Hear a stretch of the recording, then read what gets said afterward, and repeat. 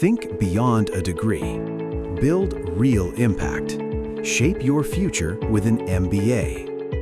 From IILM University. जब मैं budget का भाग का आरंभ कर रही हूं, मैं विश्व की सबसे बड़ी अर्थव्यवस्थाओं में से एक बनने की दिशा में आगे बढ़ने में बड़ी मजबूती के साथ हमारे साथ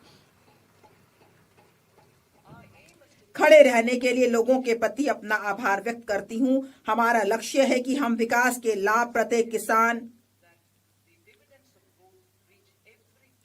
अनुसूचित जाति, अनुसूचित जनजाति, घुमंतू, युवा, गरीब और महिलाओं तक पहुंचाना सुनिश्चित करते हुए आकांक्षा को उपलब्धि तथा संभावना को कार्य निष्पादन में परिवर्तित करें।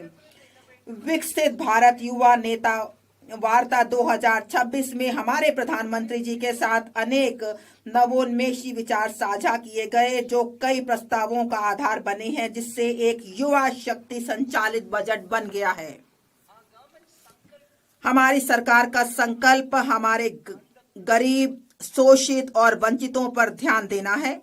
इस संकल्प को पूरा करने तथा यह देखते हुए कि कर्तव्य भवन में तैयार होने वाला यह बजट पहला बजट है, हम 3 कर्तव्यों से प्रेरित हैं।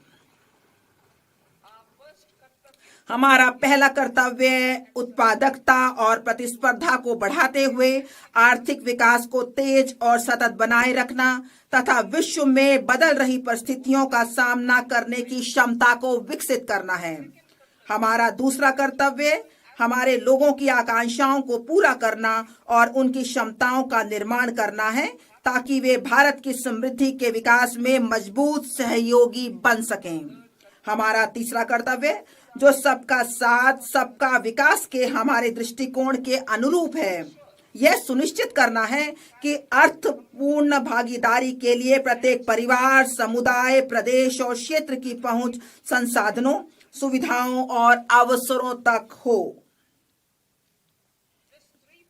इस त्रिआयामी दृष्टिकोण के लिए एक सहायक परिवेश की आवश्यकता होगी। पहली आवश्यकता ढांचागत सुधारों की गति को निरंतर, अनुकूलन और प्रगतिशील बनाए रखना है। दूसरा, एक मजबूत और समुत्थानशील वित्तीय क्षेत्र, बजट जुटाने, दक्षतापूर्ण पूंजी आवंटन तथा जोखिमों के प्रबंधन का आधार है। तीसरा, आर्टिफिशियल इंटेलिजेंस एप्लीकेशन सहित अति उन्नत प्रौद्योगिकियां सुशासन में सहायक बन सकती हैं।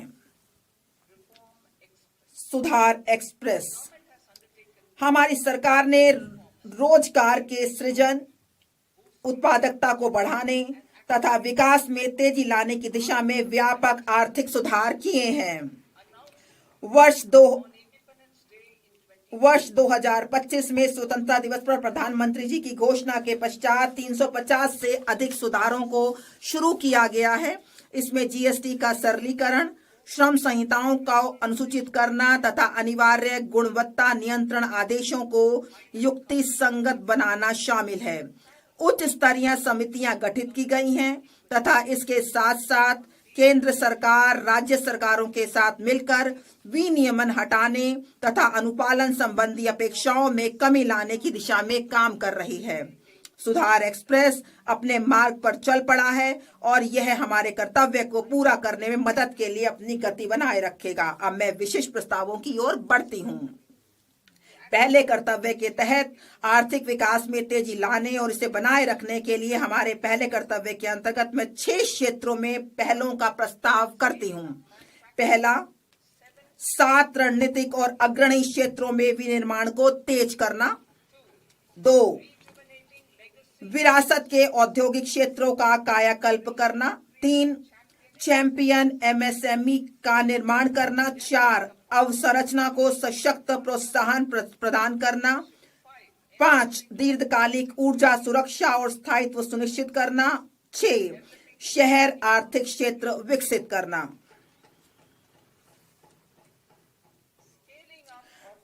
रणनीतिक और अग्रणी क्षेत्रों में निर्माण को तेज करना। बायोफार्मा शक्ति मतलब ज्ञान, प्रौद्योगिकी एवं नवाचार के माध्यम से स्वास्थ्य सेवा के लिए रणनीति।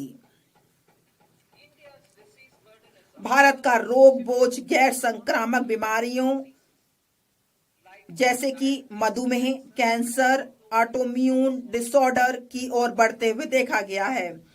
किफायती लागत पर गुणवत्ता के साथ दीर्घायु जीवन के लिए जैविक दवाएं महत्वपूर्ण हैं।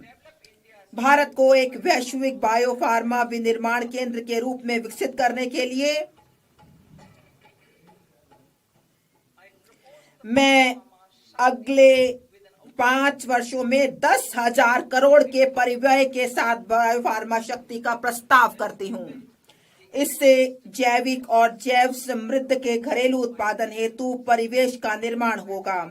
इस रणनीति में 3 नए राष्ट्रीय बायो फार्मास्यूटिकल शिक्षा एवं अनुसंधान संस्थानों जिसे NIPER और 7 मौजूदा संस्थानों के उन्नयन के साथ बायोफार्मा केंद्रित नेटवर्क शामिल किया जाएगा। इससे 1000 से अधिक मान्यता प्राप्त इंडिया क्लिनिकल ट्रायल साइटों का एक नेटवर्क तैयार होगा।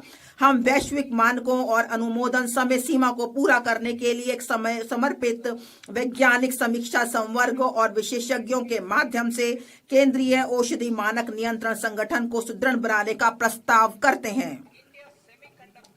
इंडिया सेमीकंडक्टर मिशन 1.0 ने भारत की सेमीकंडक्टर क्षेत्र की क्षमताओं का विस्तार किया है।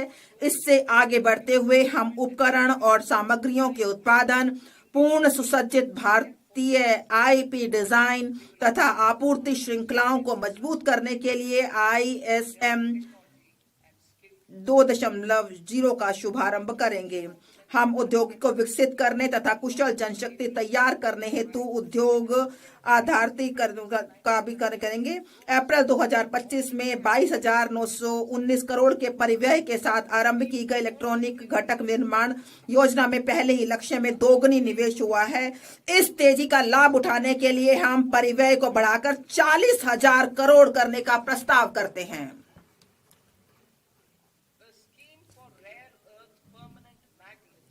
नवंबर 2025 में rare earth permanent magnet scheme आरंभ की गई थी। अब हम खनन, प्रसंस्करण, अनुसंधान और विनिर्माण को बढ़ावा देने के लिए समर्पित दुर्लभ खनिज कॉरिडोर स्थापित करने हेतु खनिज संपन्न राज्यों ओडिशा, केरल, आंध्र प्रदेश और तमिलनाडु की सहायता करने का प्रस्ताव करते हैं। घरेलू रासायनिक उत्पादन बढ़ाने और निर्यात निर्भरता कम करने के लिए हम क्लस्टर आधारित प्लग एंड प्ले मॉडल के आधार पर एक चुनौती मार्ग के माध्यम से 3 समर्पित रासायनिक पार्कों की स्थापना में राज्यों की मदद के लिए एक योजना का शुभारंभ करेंगे।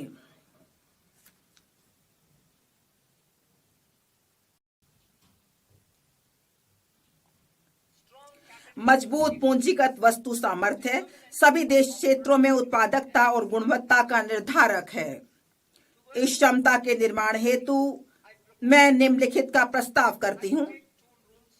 CPSE द्वारा डिजिटल रूप में समर्पित ऑटोमेटेड सर्विस ब्यूरो के रूप में 2 स्थानों पर हाईटेक टूल रूम स्थापित किए जाएंगे जो स्थानीय रूप से बड़े पैमाने और कम लागत पर उच्च परिशुद्धता वाले घटकों के डिजाइन, परीक्षण और विनिर्माण करेंगे। 2 उच्च मूल्य और तकनीकी रूप से उन्नत निर्माण एवं अवसंरचना उपकरण CIEE के घरेलू उत्पादन को मजबूत करने हेतु निर्माण एवं अवसंरचना उपकरण समृद्धि के लिए एक योजना आरंभ की जाएगी।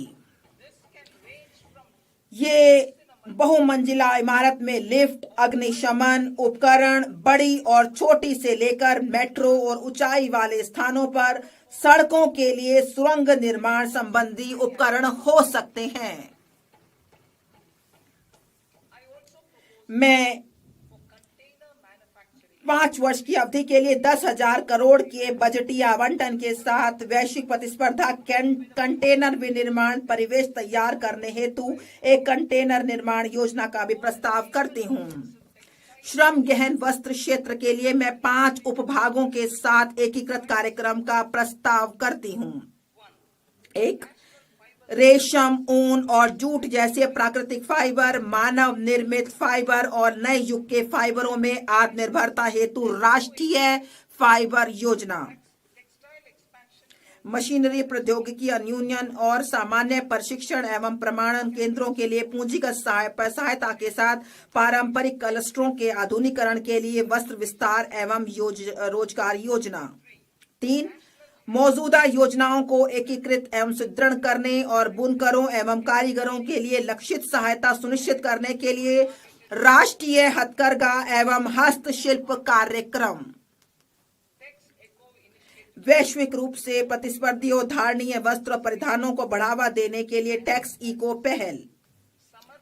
उद्योग जगत और शैक्षणिक संस्थानों के सहयोग से वस्त्र कौशल परिवेश के आधुनिकीकरण और उन्नयन के लिए समर्थ 2.0।